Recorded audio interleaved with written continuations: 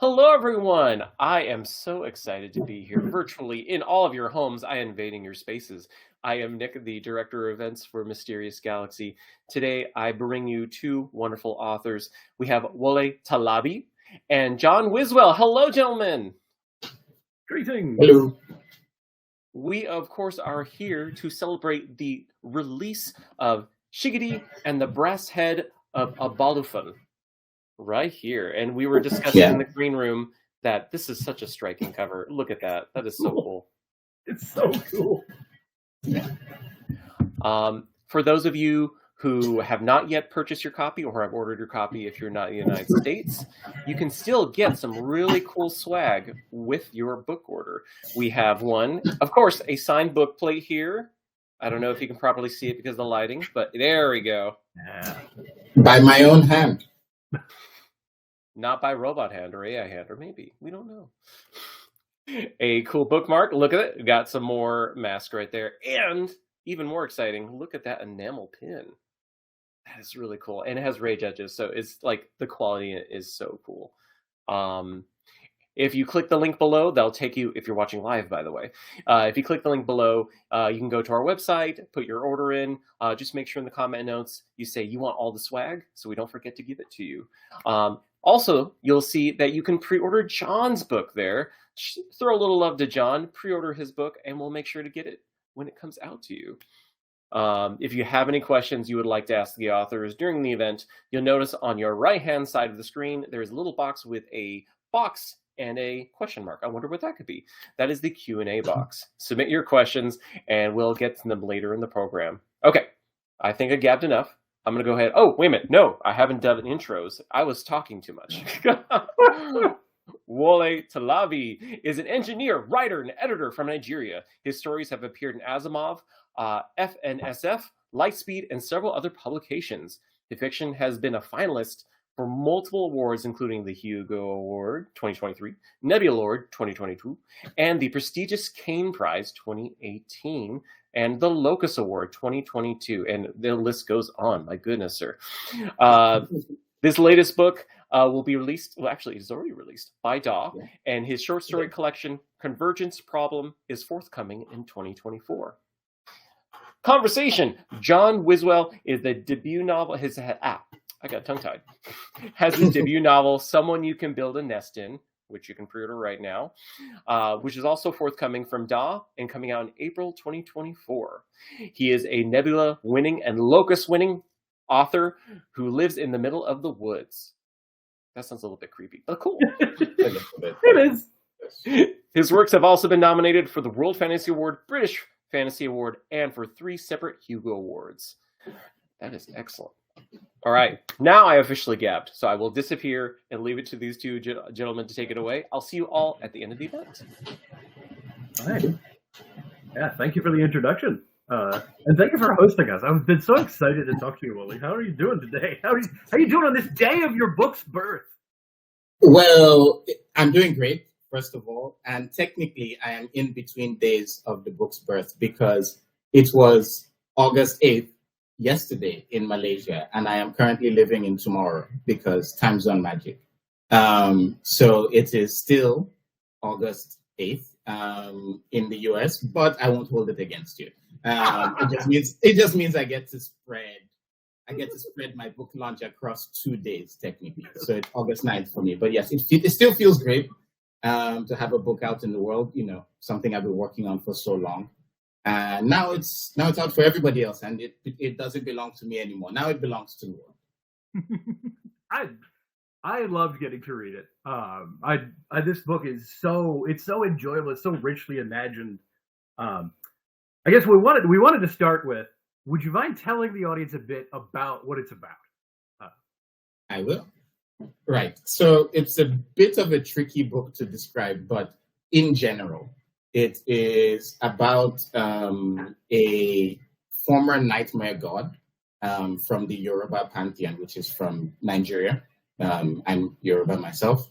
And in our mythology, Shigidi, of the title, is a nightmare god. And as I imagine him, he's former nightmare god. He's basically run away from his job after meeting Nommo, who is a succubus, an ancient succubus and very powerful. And together they basically form a partnership to survive together outside of what have become spirit companies. So basically, I reimagine all the major mythologies and pantheons as companies and corporations, right? And Shigidi, as a nightmare god, has what you would call a bit of a shitty job in the company. So he leaves that and goes off with Nommo, and they, try to live independently. But of course, the people in the spirit company are not happy about this because business.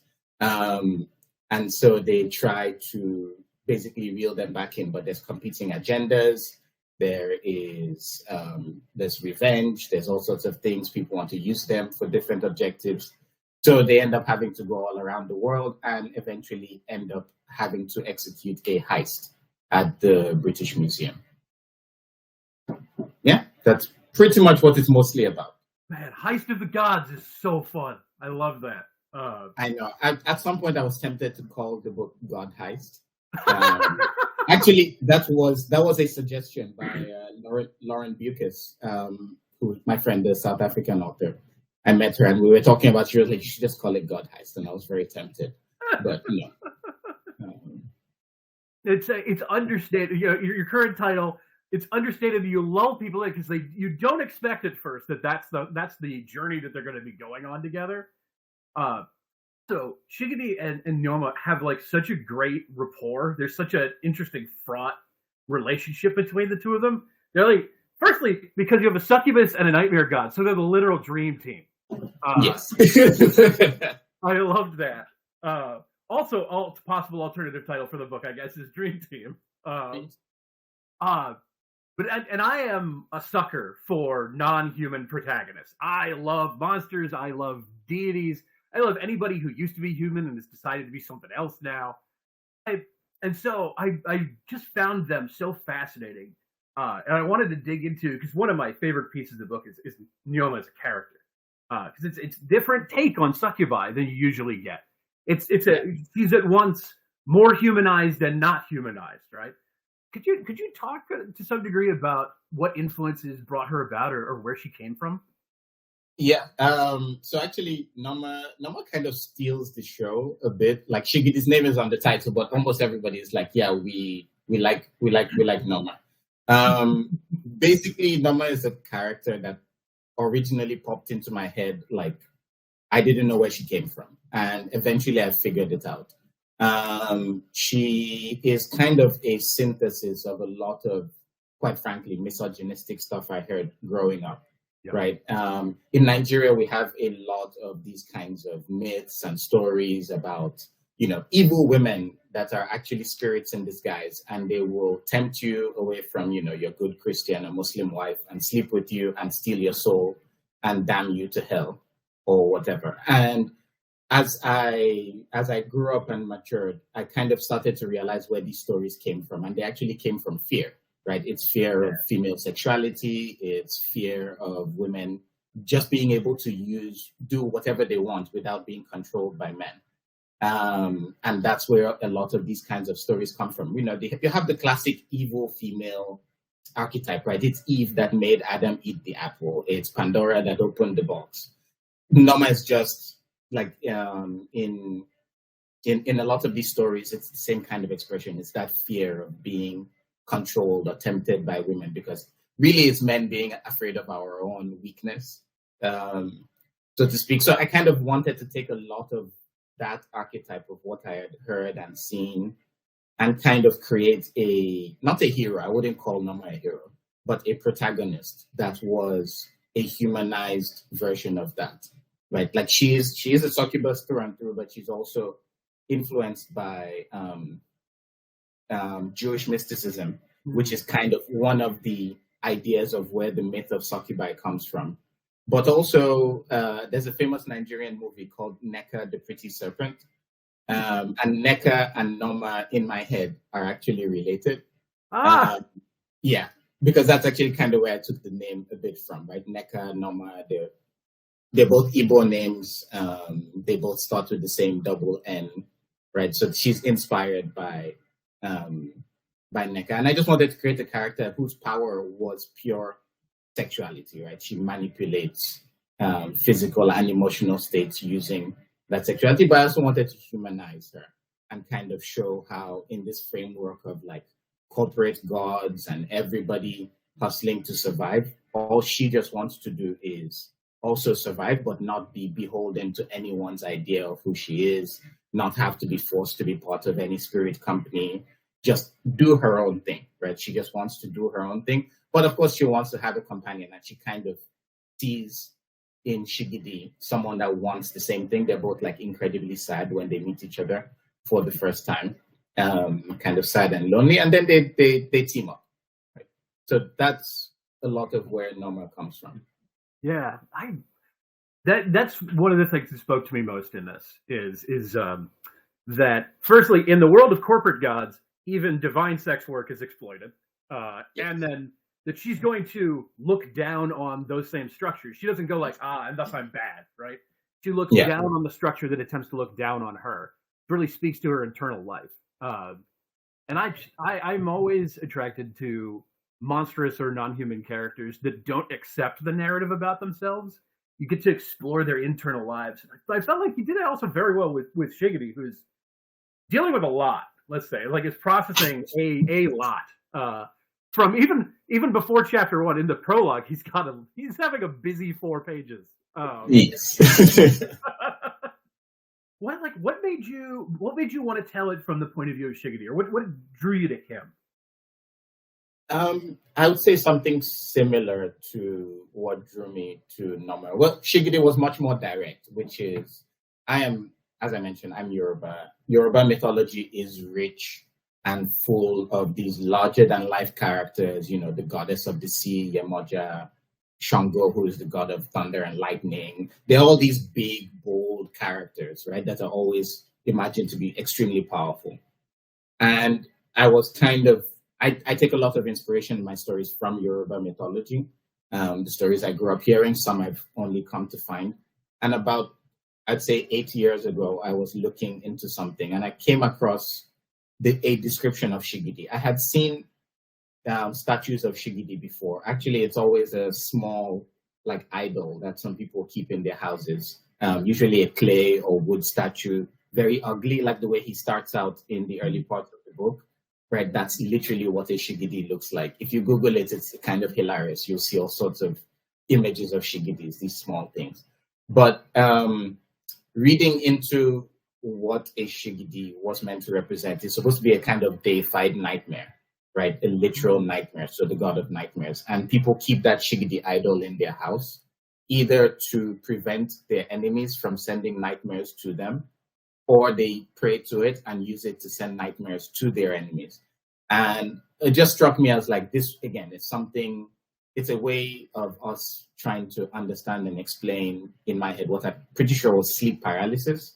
Right? Because the way they describe Shigidi as operating is, he sits on your chest, you can't breathe, you can't move, and then you eventually die. And I have a scene in the book where he's like on the job doing this. Right? Yeah, it's dark, but also kind of funny, I think. I tried to make it a bit like darkly comedic.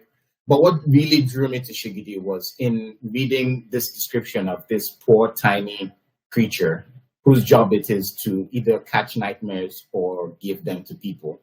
I just keep thinking, this is a terrible job to have. Like, this is not fun. Like, it's your job to be ugly and give nightmares, and that's it. So I started like trying to, I related a lot with Shigidi, and I was just like, you know what? I want to write a story where he starts off that way and eventually becomes more. And so that's kind of the seed of where Shigidi came from. But at the same time, I was already thinking of this world of like corporate gods with larger than life characters and like capitalist operation of religion and mythology. And so thinking of telling that story, not from the point of view of the people that run the spirit business, so to speak, but from someone at the bottom of the hierarchy who has his own wants and dreams that's kind of against what the company has set out for him, basically his job description. I just thought that would be a really fascinating way to explore how the company works and kind of look into some of the cracks of typical capitalist and corporate structures. And I one of my favorite trends in fantasy is the examination of corporatism and capitalism through the lenses of the fantastic, through the lenses of the imaginative. It's sort of like very slowly replacing some of our monarchic urges in fantasy. It's not that there aren't interesting stories about kings and princes, but like we have some other concerns now as a society. What speaks to you about drawing those things into the fantastic? Because I'm just always fascinated. Because you really grapple with it in this book. Yeah, it's something that I've personally found very fascinating. Like, actually, if I had to say like what's my favorite type of fantasy, it would be contemporary or urban fantasy. I mean, I enjoy, the typical big epic with kingdoms and all that. I enjoy it as much as the next man, but it's not my favorite.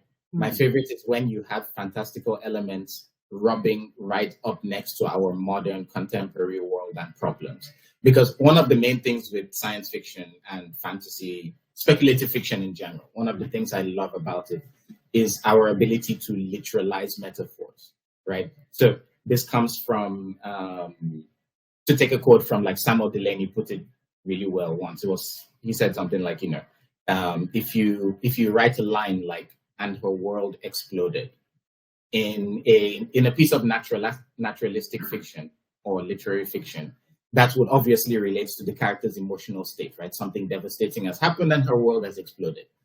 In science fiction and fantasy, that could literally mean a planet just blew up, like a planet that belongs to her just blew up. And then I think if you can find a way to merge the two, where you can create a situation where someone owns a planet and something has destroyed it and relates that to her emotional state of how it feels to have that done, then it's like a double layering, right? You get an extra bump in understanding, and it allows you to explore emotional states, political states, socioeconomic states from different lenses, from different points of view, right? As opposed to one point of view as you would do in naturalistic fiction or literary fiction, where you would approach it very straightforward.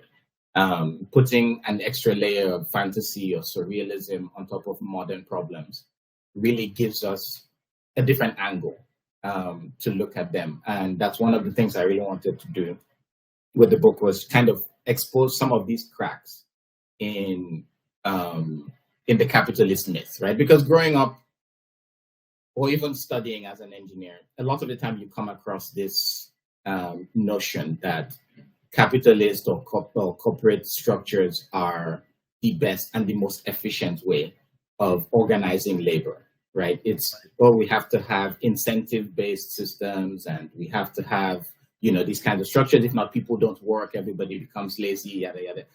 The usual arguments pro-capitalism, right? And they always forget that humans are, by definition, non-rational economic actors. And we are greedy, and we are spiteful, and we are inconsiderate sometimes, or we can be. And not everything operates simply on supply and demand. So by creating a corporate structure for gods that are very petty in some way, bickering, some of the gods are just motivated just because they want to accumulate power. Some of them are leveraging position. I feel like it's an interesting and different way of examining that. Yeah, I love most kinds of fantasy and science fiction, but the urban fantasy or the modern fantasy is something that I keep coming back to. Like, I can't stop writing it, honestly. Yeah, I've noticed. Yeah, you've done a lot of it. House on Haunted Hill, and your novel sounds like it's basically urban fantasy as well, right? Or contemporary fantasy. Yeah, the novel is actually set is secondary world that would be set. If it was comparable to a time period, it'd probably be like the 1600s or 1500s of the Silk Road era. However, I definitely will write novel-length works that are contemporary fantasy, because I keep what keeps drawing me to fantasy in particular is what is the veneer between the sincere and the ideal. What is something that makes us feel unreal? And on the imaginative side, what does it mean to be pining for or afraid of a thing that can't be? And then what does it feel like to be on this side in reality, feeling the unreal? So I've been disabled for most of my life, and I've often felt like I'm not supposed to exist, or I'm given scripts that you should hide your disability so that people won't treat you, or you will get better health care if they don't know that you have a pre-existing condition, which is basically me being told, go live a fantasy in front of people, and you'll be better. And so then you come into fantasy, and it's like, well, I could write a world in which, the world reflected that emotional unreality, where it comes outward, right? So you get to write about fantasy HMOs or fantasy healthcare plans. Sometimes it's like, it would be, I can't afford treatment, but I can find a demonic sofa. I can, or I can't afford to go to wizarding school because of my medical debt, which is the story that just got nominated for the Hugo. So I went myself wizardry off of YouTube and Reddit. I'm gonna look up how can I at home build a fireball, and it's very fun to play in a space in which the unreal can become tangible, because that winds up reflecting our emotional reality. It's just one of the great things that fiction can do, right? Because that fiction then opens the audience's capacity for empathy. My favorite thing in all of fiction is any book, any short story, any poem that expands my ability to feel for others. I'll always be grateful to the book, and that's why I'm a writer, right? I would not write in a vacuum. I sometimes say, like, sometimes writing is a bit like emotional engineering, right? You're constructing a narrative to generate an emotional state, right? And you construct the story, you frame it a certain way, and including point of view, right? Like you've said, you want to examine what it feels. You want people to understand what it feels like, but adding that layer of fantastical on top of it, like I said, the literalization of the metaphor kind of makes it more powerful in a sense, because sometimes I feel what tends to happen is in the real world, if I talk about corporate greed, if I just say corporate greed, people have heard that so much that we've kind of become numb to it. Right? Like, it doesn't register anymore. It's been used in different contexts. So there's like, one of these people complaining about corporate greed. However, if you say corporate greed in the context of a boardroom full of vengeful gods, people are like, that's different. Wait, actually, I'd like to pay more attention, please. What exactly is that?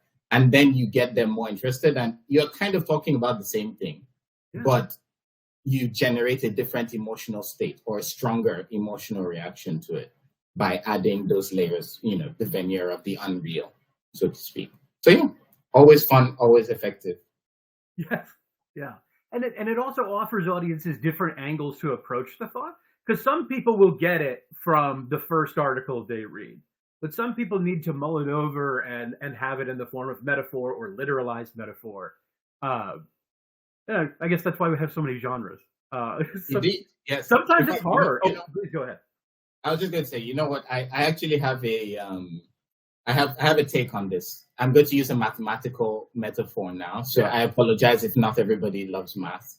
But I sometimes refer to like genre as a mathematical transform, right? So in mathematics, if you have an equation that's sometimes too difficult to solve or a bit tricky to solve, we apply what's called a mathematical transform, which is just, you rewrite the variables in a different structure, right? And basically it changes the nature of the equation. It's the same equation, but it's rearranged in a different way. It looks a different way. And you can actually sometimes solve it easier and then transfer the answer that you got back, right? So you transform into one form, solve, and then transform the solution back. And there's many kinds of transforms that we use in electrical engineering, chemical, Fourier transforms are one of the most popular ones. And I tend to think of story genre as like mathematical transforms, which is how am I going to transform the real world into an alternate version so that people can see something? And then they will emotionally transfer it back when they go out into the world, because they've gotten a bit more empathy. They've understood something from a different point of view.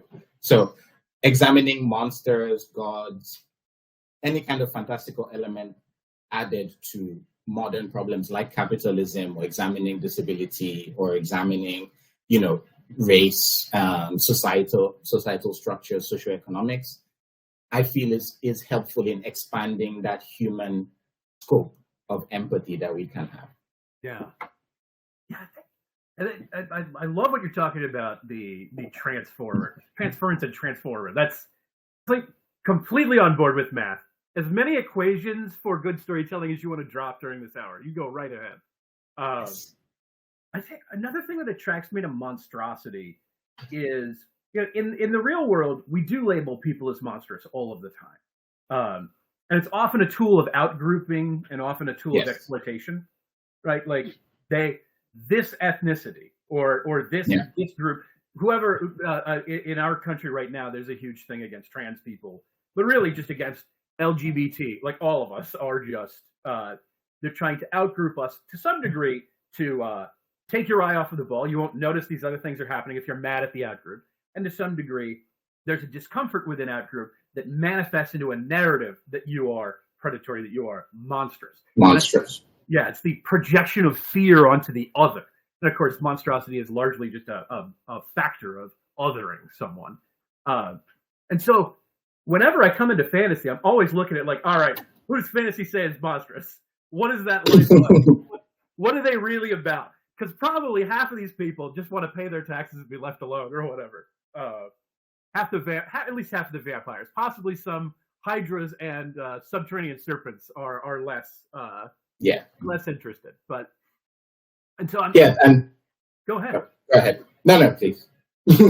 it just, I'm always so curious about what is that experience actually going to be like? And I've always been grateful to authors that would kind of like poke me with their fiction. John Gardner wrote a version of Beowulf from Grendel's point of view.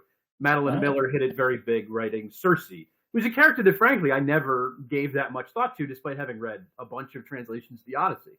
And it's like, oh, I'm a sucker for a part of a narrative, and that might not be good, right? I mean, holding me back. But I'm curious, what were you going to say? Yeah, but I was just going to agree with you that that's exactly what I wanted to do with both Shigidi and Nommo. They are both monsters, right, in the classical sense. In fact, in many parts of Nigeria, people still consider Shigidi to be an evil god. He's described that way. And of course, succubi are generally considered evil as well, right? But for me, I see the humanity, I see the relatability, and I see where the fear that created their monstrosity comes from.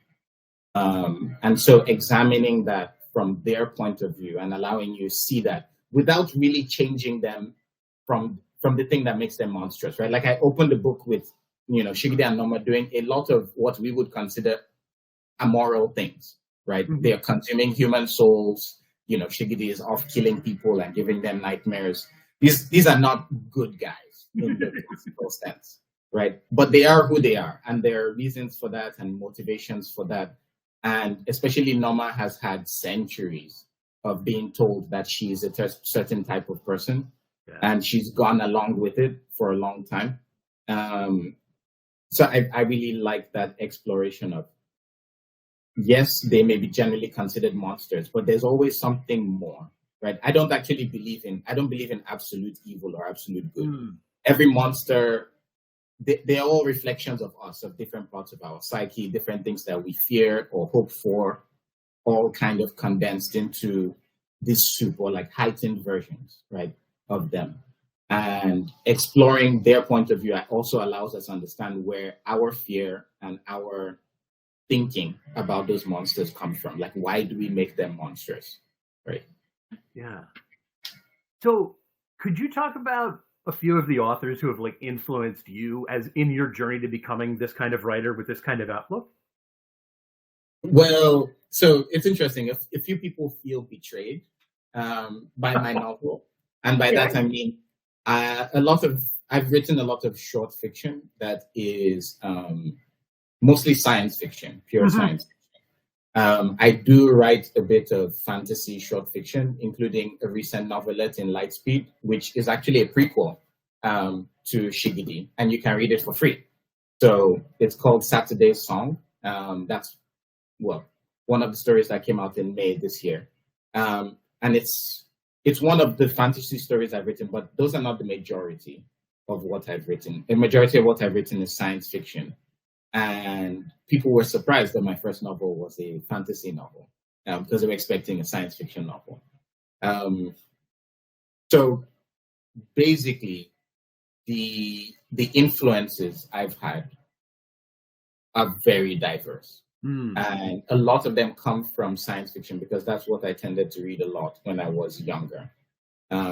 So, of course, you have Asimov and Clarke, the old classics, but even Ursula K. Le Guin, and, more recently, especially Nigerian authors like Nnedi Okorafor has been a big influence. But in terms of like my fantasy writing, I mentioned I really like urban fantasy and a certain kind of urban fantasy.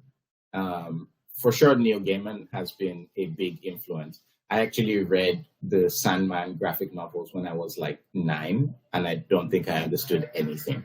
But my mom bought them for me. I'm not sure maybe she thought it was Superman or something.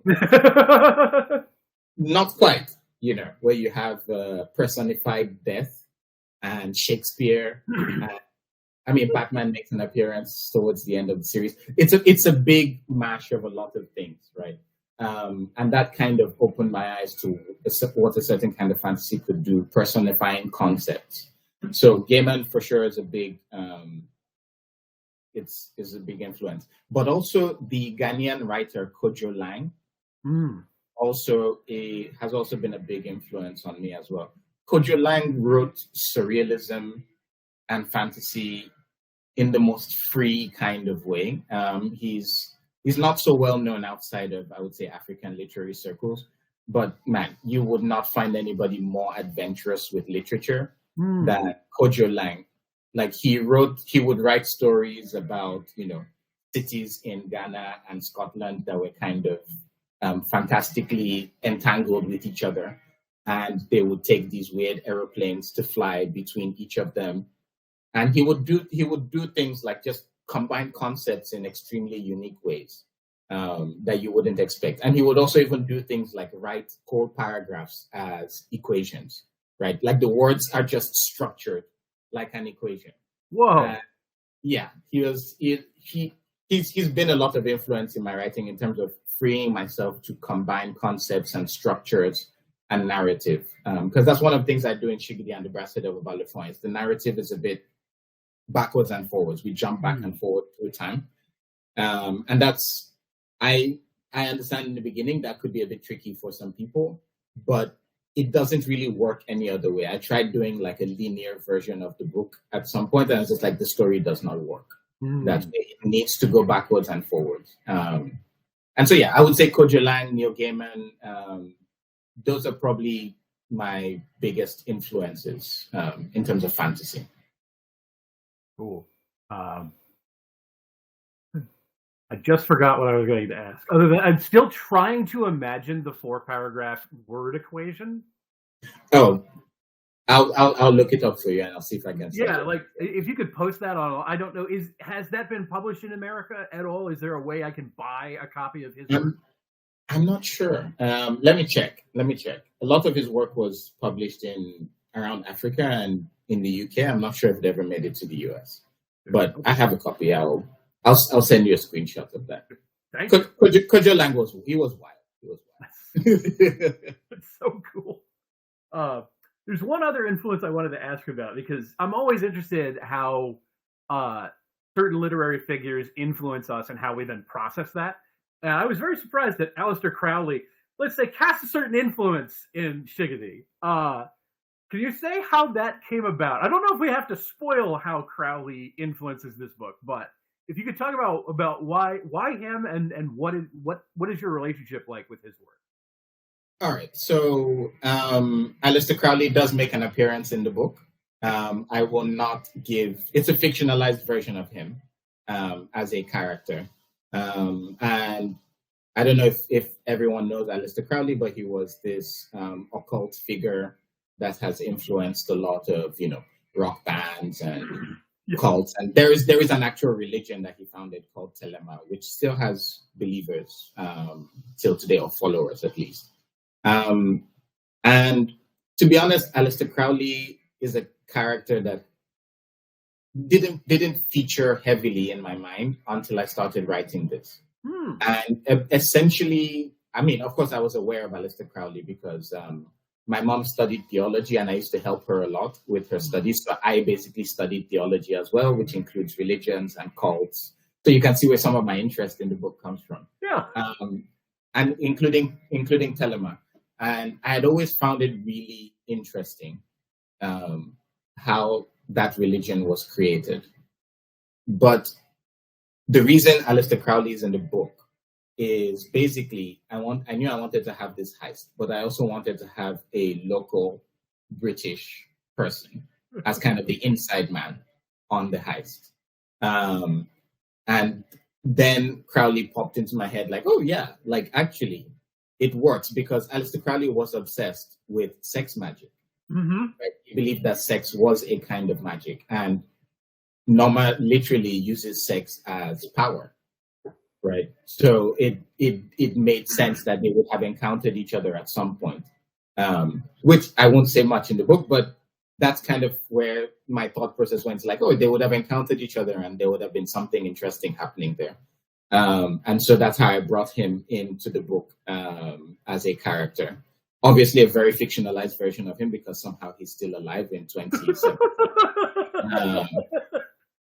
But also the real life Aleister Crowley was not a great person from the theology research I did and also more recent research for the book. He was quite racist and misogynist as well. So I was just like, oh, it would be great for him to meet an African succubus that would cut him down to size. And that's part of where that comes from as well. So those are some of the elements I wanted to put into the book. It was really the sex magic connection that made me pull Aleister Crowley in. Awesome. Yeah, Nommo has a very good way of handling him.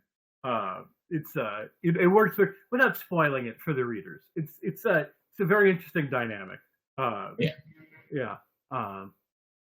We were also going to talk a bit about how the brass head is not a purely fictional object. Nope. And this novel kind of taps into some themes of, let's say, like museum ethics. Yes. Would you like to tee off on that a little bit? Oh, yes, please. Thank you. I've been waiting. So, museums. No, so I like to say this book came from three separate things. I already mentioned two of them, which is Shigidi and thinking, oh, this poor nightmare god, how terrible his job must be. Nommo, who is this personification of a lot of myths about like women and things like that. And then the third one was the British Museum itself. And the way that part kind of coalesced in my mind was I used to live in London. And when I went back in 2018, as part of the Caine Prize award ceremony, I went to the British Museum again. And there was just this feeling of discomfort at everything, because I love the idea of museums, right? Of being able to see in a place like records of human history, things we've done to kind of frame our past and, project our future, like a collective memory of humanity. But things being in a museum when they shouldn't be, or against the will of the people that are most connected or have the most ownership of that thing, it's fundamentally wrong, right? It's like looking at somebody's treasure chest of stolen material. And that feeling of wrongness is kind of the third thing that propelled this novel, because I was just like, you know what, I really just want to take everything away from here and just give it back to everyone that it belongs to, because most of this stuff should not be here. Or at the very least, give it back first and then allow those people decide if they want you to be able to exhibit it on their behalf. So a lot of museums come from, I think, like I said, I love the idea of museums, but the reality of museums is unfortunately rooted in colonialism, in plunder, in death and war. And the brass head of OBALUFON, like it's an actual object in the British Museum. It's still there. And it was actually dug up in Nigeria when the colonial forces in Nigeria were building a house in Ife, which is close to my hometown. And they found these collection of brass. Well, they're not actually brass. They're alloys, most of them, but they're closer to brass. They're called bronzes, but they're actually closer to brass. So I deliberately put that in the title. But you will find in the museum archives, they probably call them bronzes.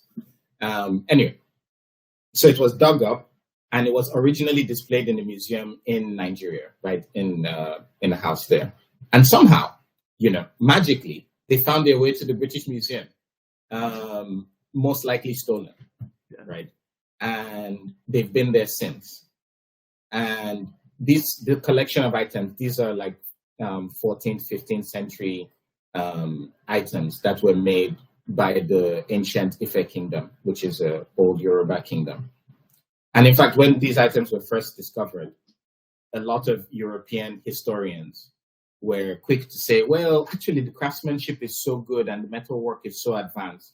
We don't believe this could have been done by Africans in the 14th century. Surely it must be the work of a lost Greek colony. And, even people like Frobenius, Leo Frobenius, the anthropologist, actually said, oh, yeah, maybe this is where the myth of Atlantis came from. Maybe there were Greeks living here doing all these things. And it's just like you're bending over backwards just to justify racist thought.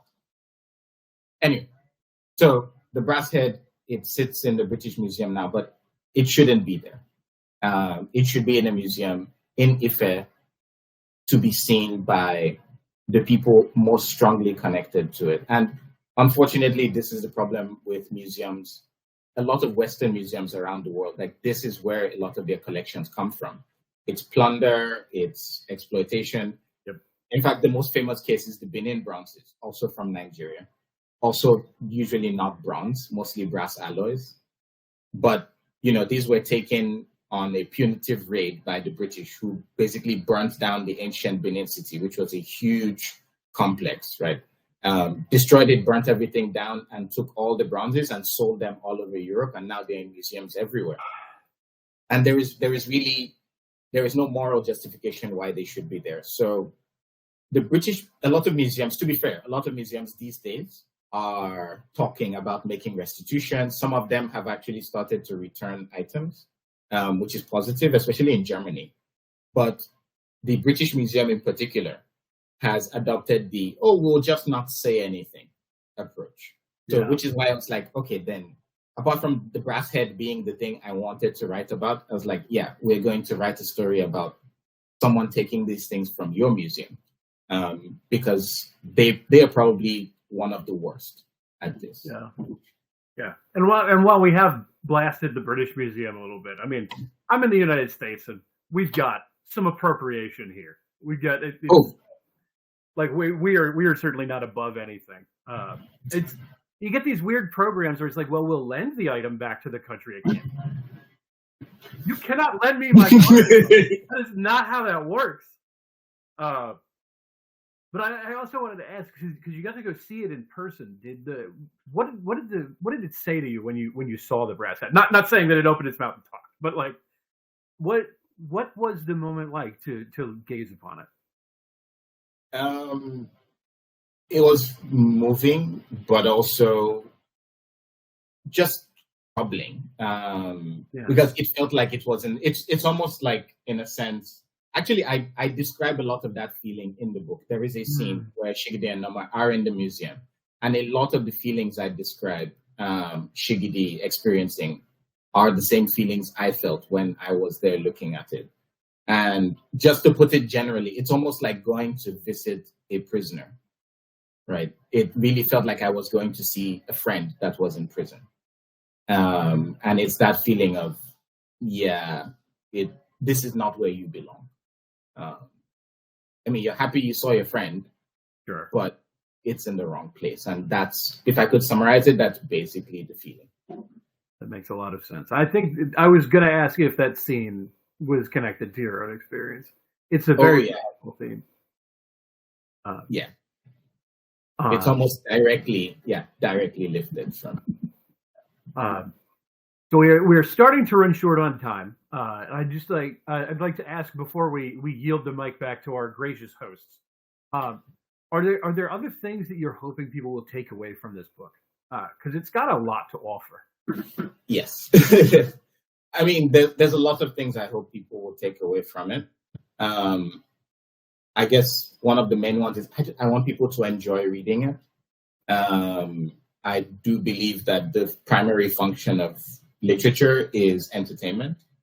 At the same time, I also hope while being entertained, people are also curious about Yoruba mythology, about some of the real history that takes place in the book. I've talked about the brass head, but there's actually a lot of scenes. I'll give a clue for anyone that actually buys the book. Almost every scene that takes place in the past and includes some mention of something historical happening is based on fact. Of course, exaggerated or, I've added fantastical element, but it's rooted in something real that happened, right? Ethiopia, Algeria, Malaysia, Singapore, all of elements are all borrowed from things that actually happened. So I hope people enjoy it and also learn a little bit, if possible. Awesome. All right. Thank you so much for talking with me tonight, man, and sharing part of the day after your book release. Yeah. I say it's just timey-wimey stuff. So you got to celebrate twice. That was pretty cool. Exactly. Where can people find you both on social media so they can see what you're up to, what you're working on next? Where can people find you? I am at W Talabi on most of the social media. So that's WTALABI on Twitter, Instagram, recently on TikTok, and also on Blue Sky Social. So that's my social media handle. I also have a website, which is wtalabi.wordpress.com. So follow me there for updates and stuff. And yeah, that's usually where they can find me. Then if you'd like to find me on Twitter or X or whatever they call it this week, I am just at Wiswell, my last name, WISWELL. I have a newsletter, johnwiswell.substack.com. I'm on Instagram at John_Wiswell because somebody got to Wiswell before me. Most of my social media handles have a link to a link tree where you can find me everywhere else. Perfect.